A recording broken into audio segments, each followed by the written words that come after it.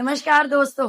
जैसा कि आप सब जानते हैं, हम हमेशा आपके साथ इनकम टैक्स और जीएसटी पे कुछ अपडेट्स लेके आते हैं। और आज मैं सबसे बड़ी बात कहूँ, मैंने बहुत सारे लोगों को हमने यूट्यूब में कुछ शॉर्ट्स के रूप में, कुछ यूट्यूब की लॉन्ग वीडियोस के रूप में हमने डिडक्शंस के बारे में बताया, इनकम टैक्स जो फाइलिंग के बारे में बताया, या फिर हम ऐसा कहें कि हमने एमनेस्टी स्कीम ऑफ जीएसटी के बारे में बताया। बहुत सारे लोगों की बड़ी डिफरेंट तरीके से क्वेरीज आई, हमें ये जानकर बड़ा अच्छा लगा कि कहीं ना कहीं ये वीडियोस जो हैं वो हमारी जो रेगुलर प्रैक्टिस है, या जो हमारे इनकम टैक्स फाइलर्स हैं, जो एक छोटे इनकम टैक्स फाइलर्स हैं, उनके लिए ये बहुत मददगार साबित हो रही है। तो आज ऐसा ही सोच के आज हम एक नया टॉपिक लेकर आए हैं, जिसमें शायद मैं ऐसा कहूँ कि कहीं ना कहीं मैं खुद भी थोड़ा सा परेशान हुई, and then I get some solution for the same. तो चलिए आज देखते हैं आज हम किसके बारे में बात करने जा रहे हैं। आज हम बात करने जा रहे हैं DRC 03A। सबने बहुत सारे लोग DRC 03 सुने होंगे, जैसा कि हमने भी अपनी काफी सारी वीडियोस में पहले भी बताया कि how to file DRC 03, what is DRC 03। लेकिन आज हम बात करने जा रहे हैं DRC 03A के बारे में। इस वीडियो में एंड तक बने रहें और मेरा यूट्यूब चैनल जरूर सब्सक्राइब करें। मेरी हमेशा कोशिश होती है कि कैसे ना कैसे सबसे बड़े से बड़े टॉपिक को छोटे रूप में, और ताकि वो आपको बड़ी जल्दी समझ आ जाए। तो आज हम जानते हैं कि क्या है DRC 03A। जैसा कि हमने पहले देखा कि DRC 03 का मतलब क्या है कि कभी भी आपका कोई भी डिमांड ऑर्डर आ जाता है, उस डिमांड ऑर्डर के अगेंस्ट अगर आपने कोई भी पैसे, या आप ऐसा कहें कोई भी डिमांड जमा करनी है अंडर सेक्शन 73(5) और किसी भी तरीके से, लेकिन अगर दूसरी बात कभी आपने फॉर एग्जाम्पल आपने कोई ओवर यूटिलाइजेशन या एक्सेस यूटिलाइजेशन ऑफ योर जैसे इनपुट बात कर लें, वैसा कुछ अगर है तो या तो उसको 3B में रिवर्सल किया जा सकता है, या आप उसको DRC 03 के थ्रू रिवर्सल किया जा सकता है। आज हम बात कर रहे हैं, आज हमारी बहुत सारी पुरानी वीडियोस को लिंक करके आज हम इस वीडियो में आए हैं। जैसा कि नंबर 1 हमने बनाया DRC 03, नंबर 2 मैंने बनाया रिजेक्शन ऑर्डर और उसके अगेंस्ट अपील हो सकती है। आज हम बात कर रहे हैं कि DRC 03A की जरूरत ही क्यों पड़ी।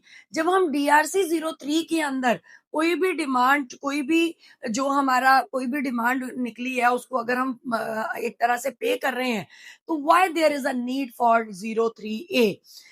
बड़ा क्लियर लिखा है। सेम अगेन आप अपना पोर्टल लॉगिन करें, यूजर सर्विसेज में जाएं, वहां पे एप्लीकेशंस में वहां पे एक वर्ड है कि नंबर ऑफ वर्ड्स हैं, जिसमें से एक है adjustment of DRC 03 of demand through DRC 03A।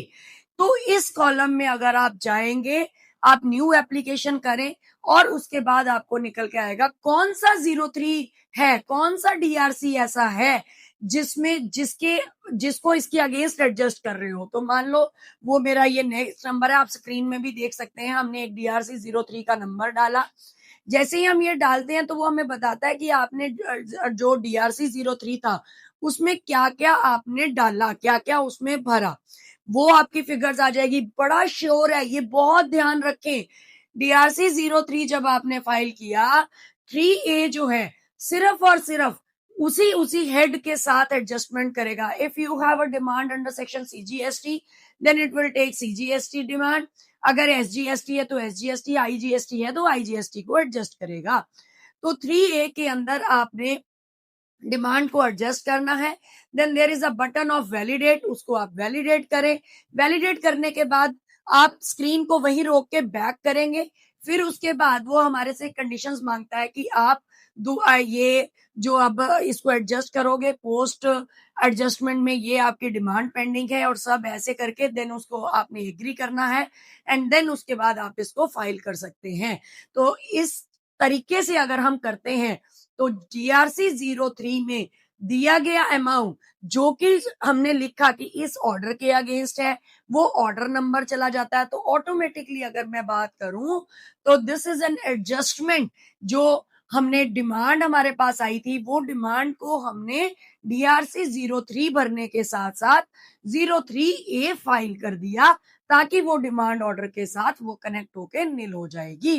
तो ये मेरा जितना मुझे लगता है कि ये आपके लिए बहुत इनफ है। अगर फिर भी आपको किसी भी तरह की कोई भी समस्या है, कोई भी एरर आए, तो आप हमें दिए हुए नंबरों पर पिन कर सकते हैं या हमें मेल भी कर सकते हैं। धन्यवाद।